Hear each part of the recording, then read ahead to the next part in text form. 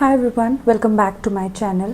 तर रिसेंटली मी गेले होते गिरनारला आणि मी एक रील पोस्ट केली होती ज्याच्यावरती मला खूप छान DM झालेत की आम्हाला डिटेल सांगा कसं पोहोचायचं. Let's get into the video quickly. Video divide केला आहे 3 मेजर पार्ट्समध्ये. आहे ट्रेन. तर पुणे आणि मुंबईवरून ट्रेन्स अवेलेबल आहेत. मी इथं मेन्शन करेन कोणत्या कोणत्या ट्रेन्स आहेत, किती वेळ लागतो आणि किती प्राइजेस आहेत. त्याच्यानंतर either you can go by train or you can opt flight. तर फ्लाईट्स पण आहेत, डायरेक्ट फ्लाईट्स. तर you can directly reach to Veraval. वेरावलमध्ये तुम्ही सोमनाथ मंदिरचं दर्शन घेऊन मग तुम्ही जाऊ शकता गिरनारला. तर गिरनारला जाण्यासाठी पण सोमनाथवरून अगेन ट्रेन्स आहेत, तर ते पण details I will mention it here. आणि मग तिथून तुम्ही अगेन स्टेशनवरून तुम्हाला लोकल ऑटो करून बेसला पोचावं लागतं आणि तिथे तुम्ही you can rest for a day आणि मग ट्रेक चालू करताय रात्री, किंवा अगेन तुम्ही नेक्स्ट डे पण मॉर्निंगला ट्रेक चालू करू शकताय जर तुम्ही रोपवेने जाणार असाल तर. त्याच्यानंतर आहे हॉटेल्सचा पार्ट. तर हॉटेल तुम्ही फर्स्ट स्टे असणार आहे तुमचं सोमनाथमध्ये. सोमनाथ ट्रस्टचे हॉटेल्स आहेत ज्याच्यामध्ये डॉर्मॅटरी पण आहेत जर तुम्ही ग्रुप ऑफ पीपल असाल तर, किंवा रूम्स पण आहेत. But again you have to book it in advance. 1 week आधी ॲडव्हान्समध्ये बुक करूनच जावा. नेक्स्ट डे जाणार आहात गिरनारला. तर गिरनारमध्ये भरपूर सारे आश्रम्स आहेत, भरपूर सारे धर्मशालाज आहेत, भरपूर हॉटेल्स आहेत.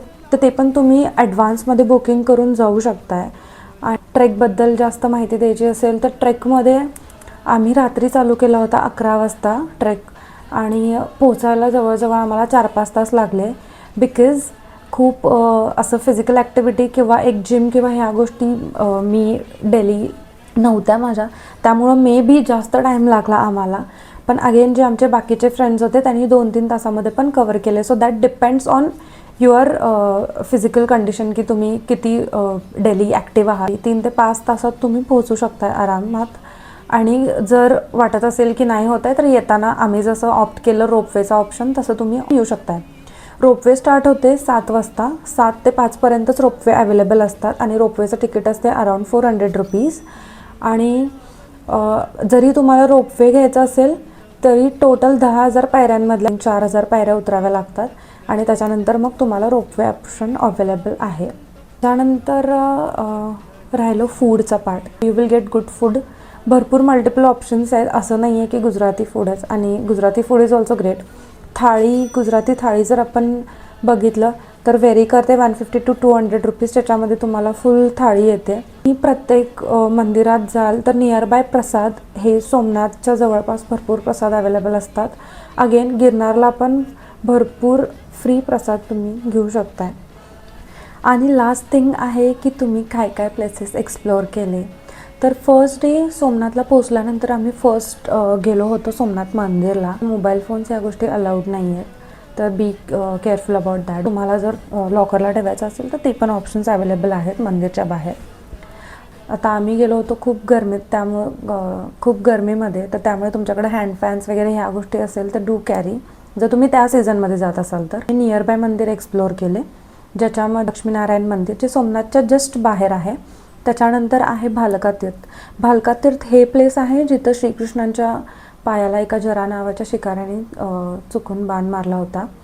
आणि तिथून ते 4 किलोमीटर अगेन चालत जाऊन एक गीता मंदिर नावाचं प्लेस आहे. तिथं त्यांनी शेवटचे त्यांचे प्राण सोडले होते आणि तिथंच त्यांचे पादुकासुद्धा आहेत. तर ते एक प्लेस आहे. ह्या 2 प्लेसेस बघितल्या. आणखी एक प्लेस आहे ज्याचं नाव आहे वेणेश्वर महादेव. त्यानंतर तुम्ही जेव्हा जाताय गिरनारला, गिरनारमध्ये पण नियरबाय छोटे छोटे मंदिर्स आहेत, आश्रम्स आहेत, तर ते पण तुम्ही एक्सप्लोअर करू शकता. अगेन एक ॲडिशनल पॉईंट असं की तुम्हाला जर टाईम असेल तर तुम्ही एक 250 किलोमीटरवरच द्वारका आहे, तर द्वारका एक्सप्लोअर करू शकताय. आणि तिथेच नियरबाय नागेश्वर ज्योतिर्लिंग ते पण आहे, तर तुम्ही ते पण एक ॲड करू शकता तुमच्या ट्रिपमध्ये. मी नाही करू शकले बिकॉज आमचं टाईट एक आयटिनरी होती आणि खूप लोक इन्वॉल्ड होते, सो नाही पॉसिबल झालं आम्हाला. बट तुम्ही जर जात असाल नियरबाय तर एक डे ॲड करून इफ यू कॅन एक्सप्लोअर तर तुम्ही करू शकता. नक्कीच यू कॅन ॲड दिस. अजूनही तुम्हाला काही इन्फॉर्मेशन हवी असेल तर ask me in the comments. And yeah, that's it for today. Till then, bye bye.